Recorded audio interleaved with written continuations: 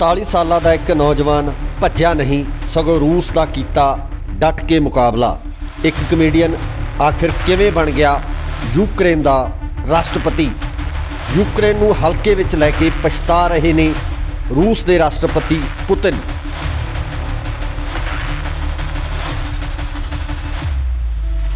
Ukraine के राष्ट्रपति Vladimir Zelensky एक एक्टर ते मशहूर कमेडियन सन। दुनिया नूं रत्ती भर भी अंदाजा नहीं सी कि जेलेंस्की एक दिन रूस के राष्ट्रपति पुतिन लई गले की हड्डी बन जाएगा। जेलेंस्की के सामने पुतिन का रोब भी कम नहीं आया।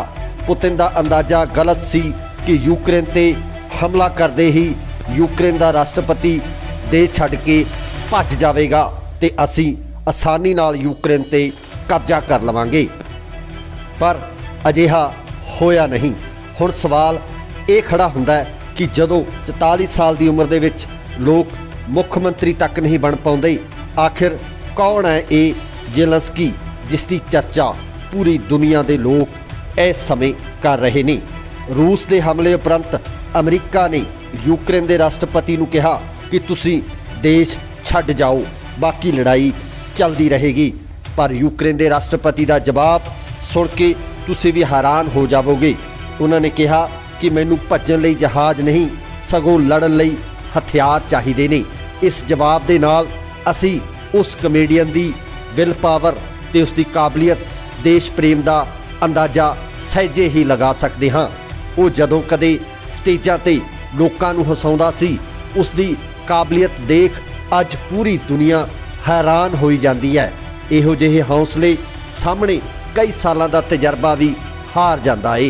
इस कमेडियन का टीवी शो यूक्रेन दे विच बहुत पसंद किया गया सी। उस शो का नाम सी सर्वेंट ऑफ पीपल। 2005 तो लैके 2019 तक ये शो चलिया।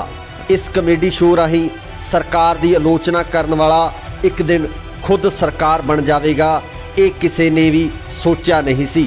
ते पुतिन नूं भी इस तरह ही लग्या कि यह फिल्मी अदाकार या कमेडियन जल्दी ही हार मान लवेगा ते उसने लड़ाई छेड़ दी। पर इत्थे पुतिन पूरी तरह नाल गलत साबित होया। कमेडियन भज्या नहीं सगों शेर बन के मैदान विच डट गया ते उसने दुनिया के उपर एक अजिही छवि छड्डी कि जिसनूं देख के कल्ले यूक्रेन दे नहीं सगों पूरी दुनिया के लोगों वालों इसकी वाहवाही की गई।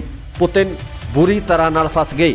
एक पासे दुनिया विच रूस का विरोध शुरू हो गया है ते दूजे पासे यूक्रेन की हर पासे सपोर्ट की जा रही है। यूक्रेन के राष्ट्रपति कह रहा है कि असी डरते नहीं सगों लड़ाई का सामना करांगे।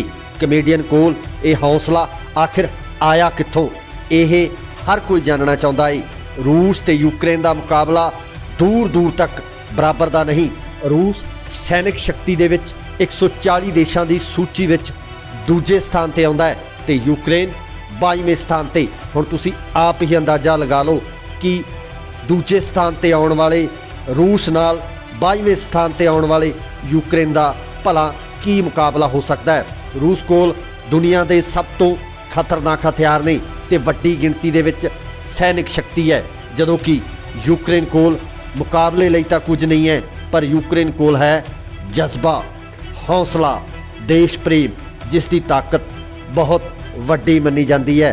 जंग के मैदान दे विच योद्धियां की हमेशा तारीफ ही हुंदी है ते कुछ इस तरह की ही तारीफ यूक्रेन का राष्ट्रपति इस समय पूरी दुनिया दे विच करवा रहा है ते नाल ही नाल यूक्रेन के लोग भी इस दलेर राष्ट्रपति का पूरी तरह साथ देने लई खड़े ने।